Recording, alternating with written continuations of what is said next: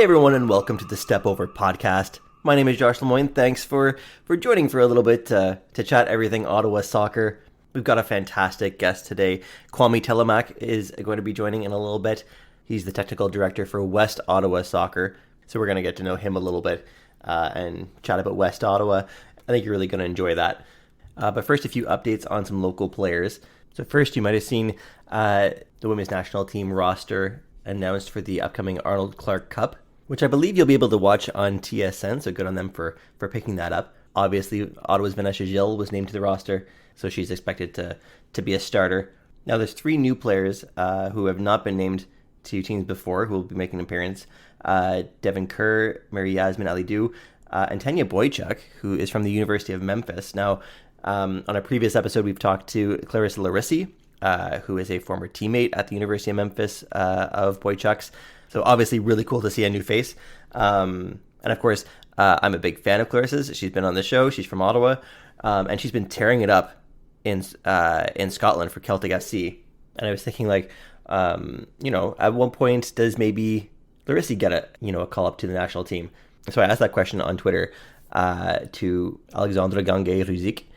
And I apologize if I don't pronounce your name right, Alexandra. But he's one of the best soccer journalists in Canada.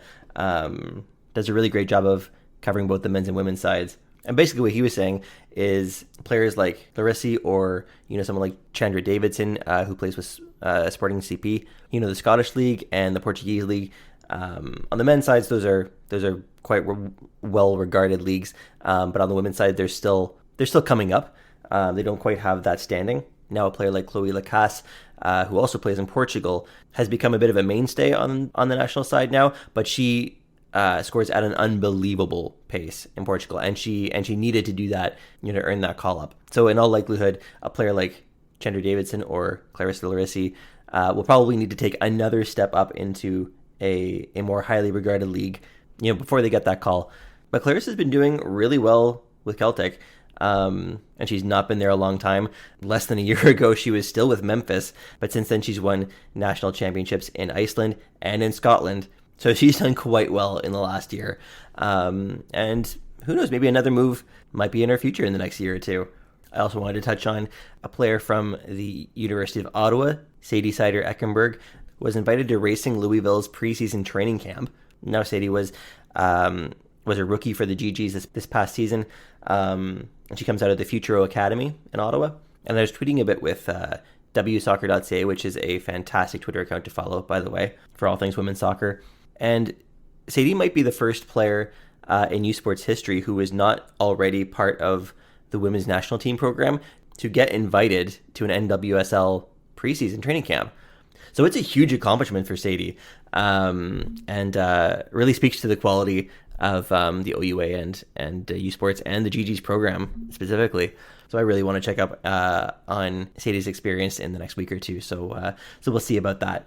And also want to give a shout out to Antoine Coupland. Of course, you know Antoine from his days playing with the Fury. He's played the last two seasons with Atletico Ottawa.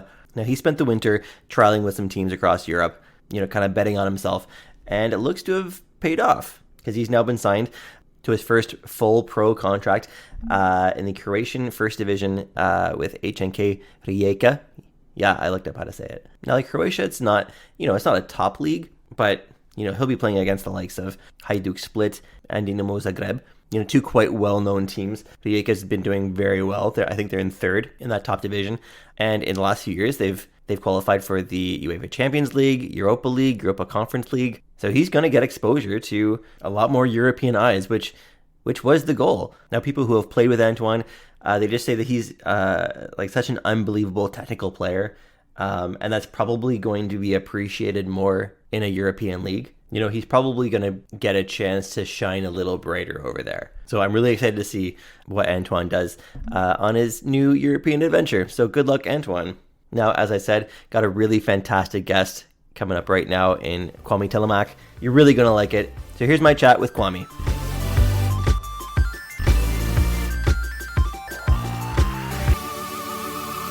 He played college in the States and was an NCAA All-American He played professionally in Belgium, Portugal, and Ireland.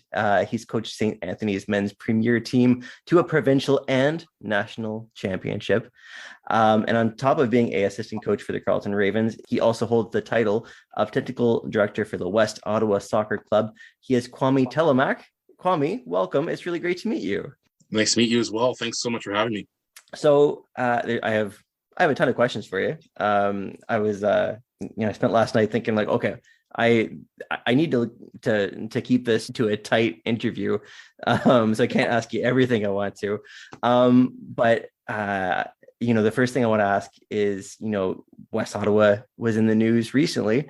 We just came out of some kind of lockdown situation, but you made the best of it. And after a snowstorm, you had people outside clearing off fields. What was that like?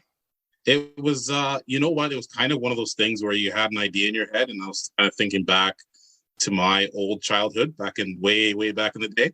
And I'm like, used to just clear things and just figure it out and play in these bad conditions, right? So I said, I wonder if people would take to that idea. And lo and behold, all of a sudden you got like 50 to 60 volunteers shoveling off a field. Kids are out there just having a blast. We had the hot chocolates and coffees going, and we cleared off the field about 2/3 of an 11v11 pitch, and we got some kickabouts going in the middle of January. So it's pretty cool. Right on. So, is that something that you've done before with this field, or was this kind of born out of necessity? No, we've never done it before, and it was just kind of one of those things where just, I'm sure everybody was in the same boat, and like yourself, we're just kind of depressed with another set of restrictions, another kind of lockdown where we couldn't do anything again, right? So we're like, well, let's see what we can do. And I knew restrictions were fine for outdoor activity, and I saw lots of kids at the outdoor rinks and people skiing and doing all sorts of winter activities. I'm like, well, let's see if we can do soccer outdoors. We got a field for a field. Let's give it a go and see what happens. So, was there any inspiration from? We saw the men's national team play at the Ice Teca over in Edmonton. Did you draw any inspiration from that? 1,000% I did. I mean, as we saw, the boys playing in Edmonton, like in -12 or whatever it was, and on crazy conditions, we're like, well, I mean, maybe we start, raising the next generation in that same mold, right? So it was the perfect inspiration, and it was great to get it done. That's fantastic. So how did the kids like it? You know what? The kids, actually, I thought it would have been maybe a little too chilly for them. I thought maybe they would have been like, isn't quite like the thing. I think they're just so happy to be outside with their friends, kicking the ball around. There wasn't really any instruction. Like, we weren't coaching per se. It was just letting them out there, play little 5v5 games and have some fun with it. So they seem to have a blast. So I do have I think it's probably a stupid question, but I'm going to ask it anyways, because someone has to. So you're the technical director for West Ottawa. What is a technical director? I'm still trying to figure that out myself. It's kind of almost like you're wearing a lot of hats at once.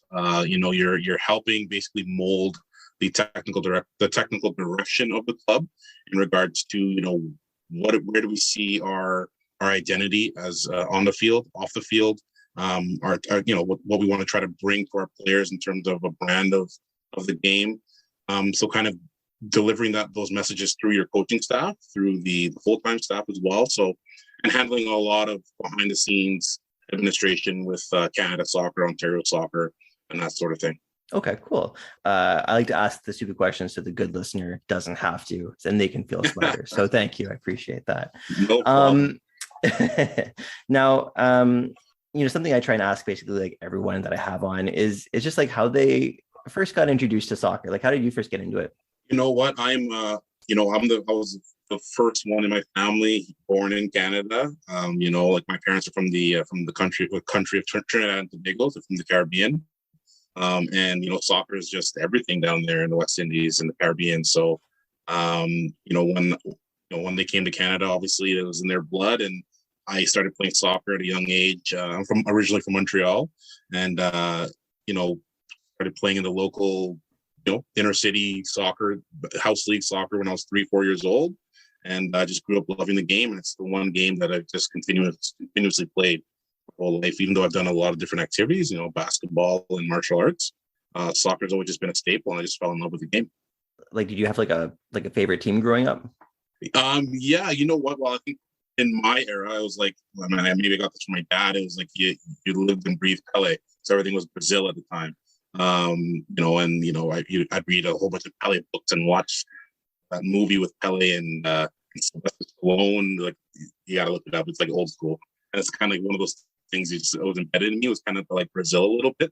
And as I kind of grew into my own little, early teens, adolescent type of age, I started to really like France, like the France national team. I started to really look into them, and I still support that group. And now, obviously, with Canada, being the force that it is, it's obviously as a Canadian, you have to go with Canada as well. But my team as a club team would be Arsenal probably. So I hate to say that out loud right now, but yeah.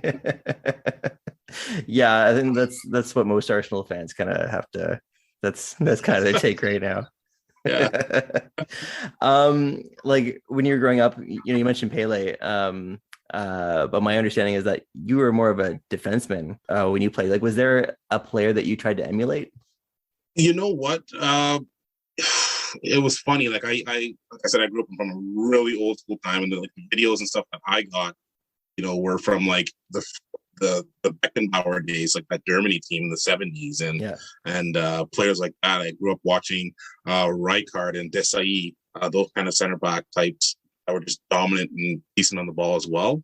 I think when I was a player, I was a bit more of a ball playing type center back, which is maybe a little bit different. I guess it's more of a modern game now, but back then it wasn't quite so. So I kind of was a bit of a hybrid center back, either a center mid or a center back, depending on the formation and the team. But I think I would have said those were kind of my inspirations growing up for sure. Okay. And so you said that you were born in Montreal. At what point did you make your way to Ottawa? My first time in Ottawa was with a professional team at the time called the Ottawa Wizards. They were around in the 2000 to 2003. So that was my first time ever coming to Ottawa, and I played with them for 2 seasons, the first 2 seasons of the franchise. And I'll be honest with you, as a Montrealer, you're kind of like, well, Ottawa. Why would I leave Montreal to go to Ottawa? Because Montreal is a bit more of a party town atmosphere. But when I came here, I really fell in love with the place. Just with the people, with the area, with I saw so much of a bright future for the place, for the city. It was quite a smaller town back, 20 years ago, whatever it was. It's just blossomed to a bit more of a metropolitan now, even though it still kind of holds that small town feel. And I like the proximity of Montreal, Toronto. You can kind of almost get anywhere being in Ottawa. So it's been great being here. And so that was my first stint here. And then when I kind of left and continued playing in different areas. And when I came back and I started coaching, there's only one place I thought of, which was coming back to Ottawa. Like, why was Ottawa the one place that you considered for that?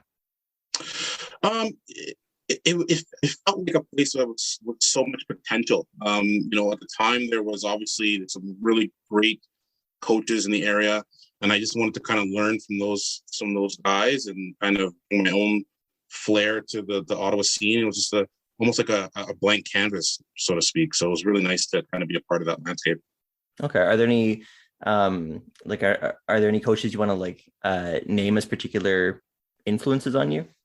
Yeah, I mean, when I first came, I think Klaus Lindenberger, who's from the Almont area, he was a coach. He was our head coach of the Wizards, as well as Boris. I'm not going to try to pronounce his last name because it's it's a tough one. But he was the first coach at the Wizards, and just recently retired as the technical director at the Hotspurs. And these are guys that kind of molded the area. Tryon Mateus, Tony Harrison, Roy Hillier. So these are guys that are pretty much legendary with youth soccer in the area, and guys I kind of started to get myself around to learn from them, to kind of get a bit of mentorship, if you want to call it that, and just kind of learn the ropes. Okay. So you had a pretty interesting career. So you first played university ball in the States, and then professionally abroad. I was wondering if you wouldn't mind talking a little bit about your experiences, first moving to the States and then to Europe. Yeah, well, actually, it's a little bit reverse. I actually went from going to Europe first. So I started off. I went to Europe first. I was in Belgium and Portugal for a stint with Ghent and with Maritimo. Okay. So I was there for quite a bit, for a little bit, and then I came back home And as I was coming home, I got a scholarship offer to go to the U.S. At the time, the school was an NAIA school, so it didn't really. With NAIA schools, you could have basically played professionally a day ago and still got a full scholarship compared to the NCAA rules. So it worked out great for me.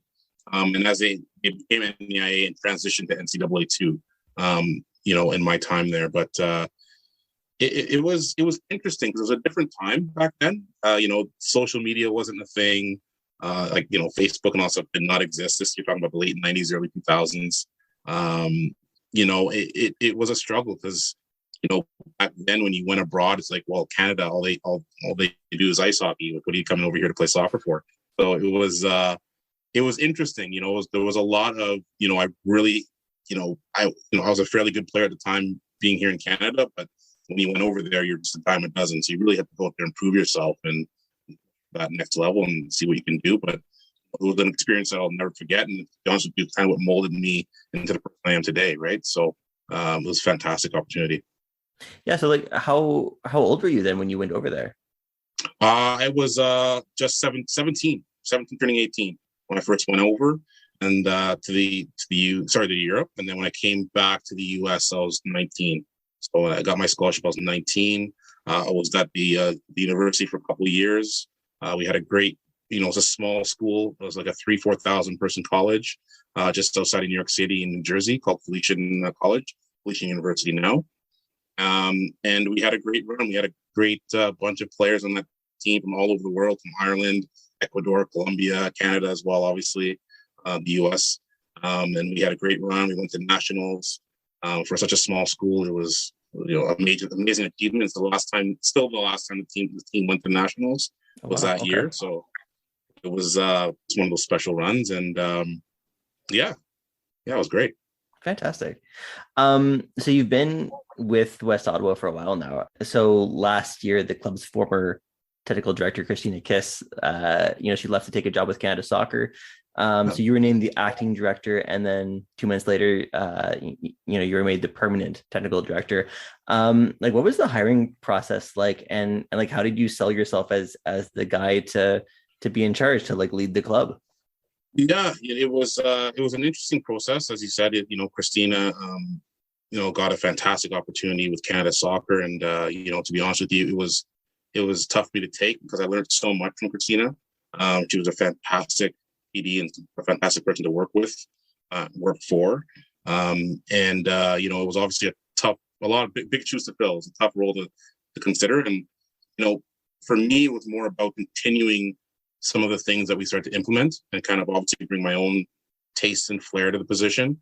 I was fortunate enough to receive the acting role as kind of being the senior guy on staff at the time. And it was a tough one because we were going into, I don't know if it was our second or third lockdown at the time, coming out of it, trying to get a season put together in a matter of like a week to kind of get a summer of some kind in 2021.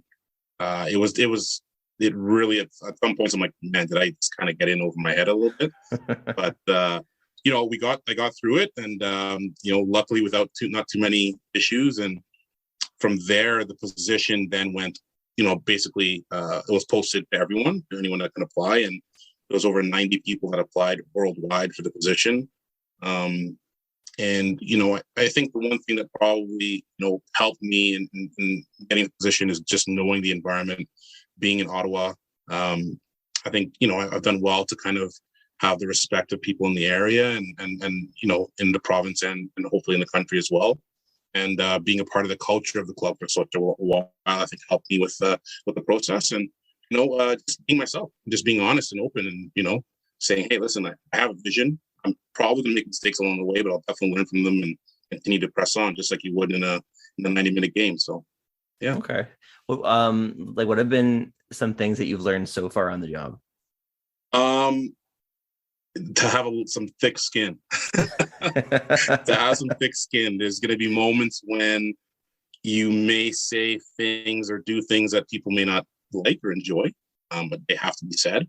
If you're the senior figure and the person that kind of, makes decisions and has to answer for them. And some people may not enjoy that, but I think it's important to have thick skin and be honest and be open. That's some of the biggest values I've learned so far. So there's there's clubs across the city, but like every club runs a little differently or has like a different vibe. So besides like obviously the geographic area that West Ottawa, like how would you define West Ottawa Soccer Club or like kind of what it strives for? I would describe West Ottawa Soccer a place where players can come and develop no matter where they are in their soccer journey. If you're a recreational player, if you're a competitive player, if you're an elite player, if you're an elite player that's pushing on to hopefully push on to university opportunities, professional opportunities. We're a place that no matter where you are and what stage in your in your career and your journey through soccer, we'd want to have a place. There's a place for you, and it's not going to change. Our philosophy won't change depending on where you are in that spectrum. In regards to not our philosophy, but more so our culture. We want to try to build a culture where, regardless if you are just here to have fun and play recreationally once a week, or I am here to be, top of the pyramid, I want to try to push for Team Canada on the men's or women's side, we're going to treat you exactly the same and treat you with as much respect as possible, and to hopefully build you as a person, not just as a soccer player. So, like, is there a geographic area that like West Ottawa, like is kind of bound into? Like, how far does the club stretch? Well, it's a fairly big geographic area because right now you could consider basically Canada, Stittsville, Carp, all of that west end of the city type area to be West Ottawa technically territory. Although in soccer we don't really have boundaries per se. We have players from all over the city.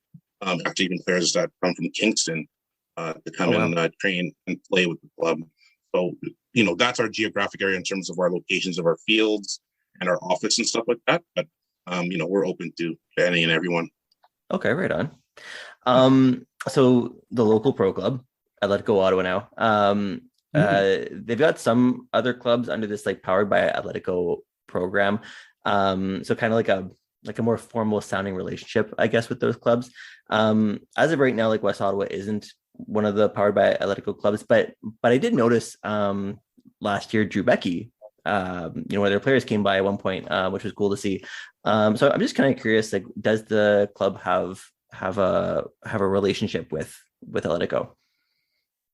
Yeah, I mean, we do. I mean, I've spoken to Fernando, who's their general manager and CEO, president for for a season or so now.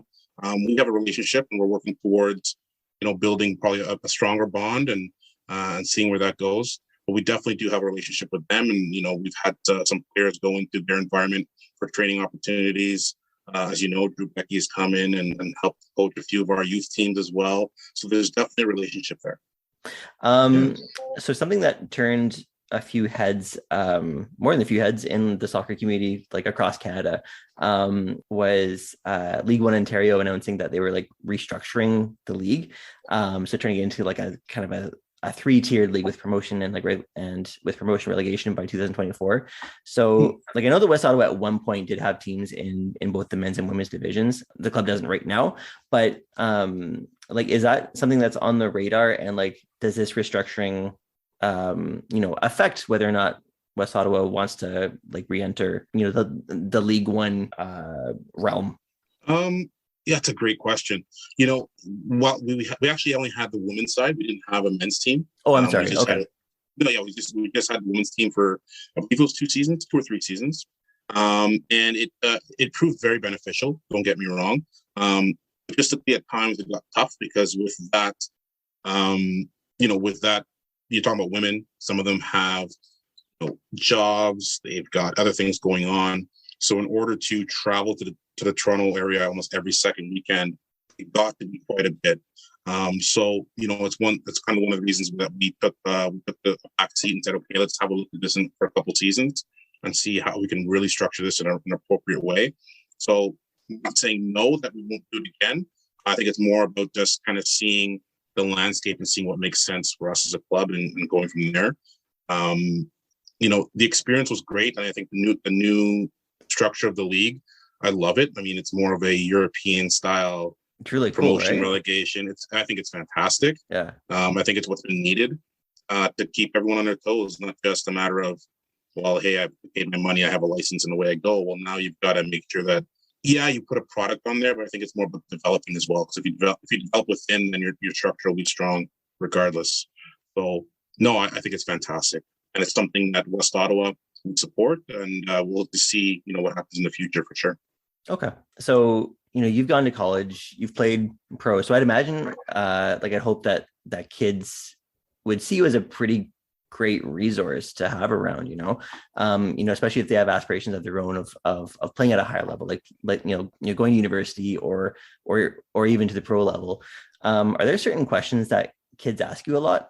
Yeah, it's interesting. I'm trying to think, and I would probably say yes, but also I got to be careful how I answer them, because my time and way of doing things 20 years ago compared to now is completely different. Ask me to put together a YouTube highlight tape. I couldn't do that for, I couldn't even pay anyone to do it for me. But now every kid has one now. Every kid has one, whereas it's something I didn't have to worry about in my time, because, we didn't have that accessibility, right? Or we didn't even have that platform.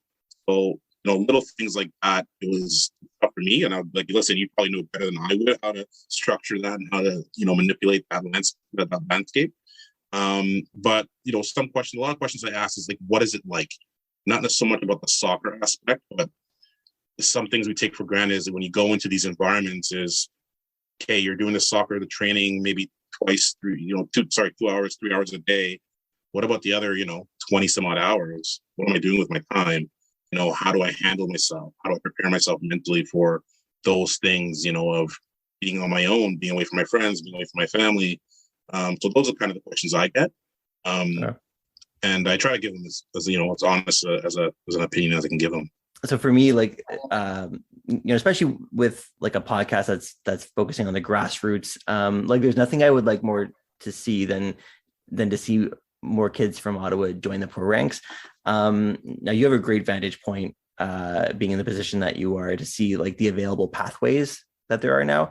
Is there anything that you would like to see change or improve about the pathways to pro level soccer? I think this is, first of all, probably the best it's been ever that I can think of in terms of pathways. More so on the men's side, I will say. So on the boys / men's side, definitely. I think we have to improve more so on the women's and female side of the game in terms of pathways. Right now, the pathway is really truly hopefully get a scholarship in the US still. That's probably the best pathway for a female to hopefully maybe push on there to maybe play in Europe or play NWSL. Where I'm hoping at some point we can have a CPL type league in Canada, where that professional female player does have those opportunities to stay in youth sport if they choose, as well as play in a professional environment. I think that's genius what CPL has done with collaborating with youth sport. So if we can hopefully have something like that on the female side, I think that would raise our level immensely. Especially on the men's side, seems like that, it's the number of opportunities available to them now. That's really the difference maker. I'm just curious, do the kids talk about the CPL? Is that something that excites them, or are they kind of focused on Premier League, Europe? You know what? I think it's hard to not hear them talk about, Premier League, especially. Sure. It's what we all get. You get it, especially now with the Zone or whatever app it's on. Yeah. You get it all the time on your phone, on your tablet, on your laptop, wherever.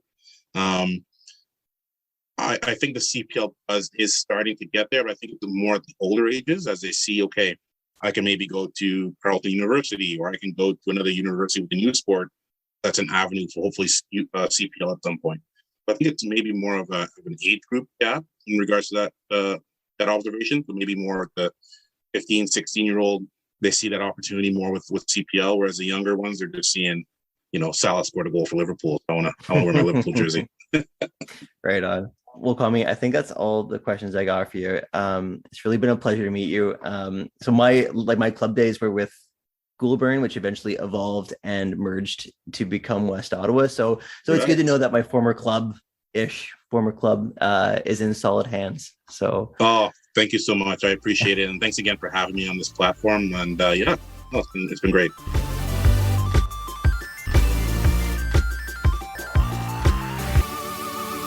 That was my chat with Kwame Telemaque of West Ottawa Soccer Club. Once again, I want to thank him for joining. That was fantastic. And that will wrap things up for this episode. And hey, if you want to hear someone in particular on this podcast, let me know. We'll try and get them on. We'll try and make it happen. Whether it's a coach, player, superfan, volunteer, anything that shows Ottawa soccer that love and attention, I'm here for it. That's it for this episode, though. Thank you for listening. I love you for it. If you enjoyed it, like, subscribe, all that stuff. Feel free to reach out over social media. Email thestepoverpodcast@gmail.com. I'd love to hear from you. But until next time, we'll see you.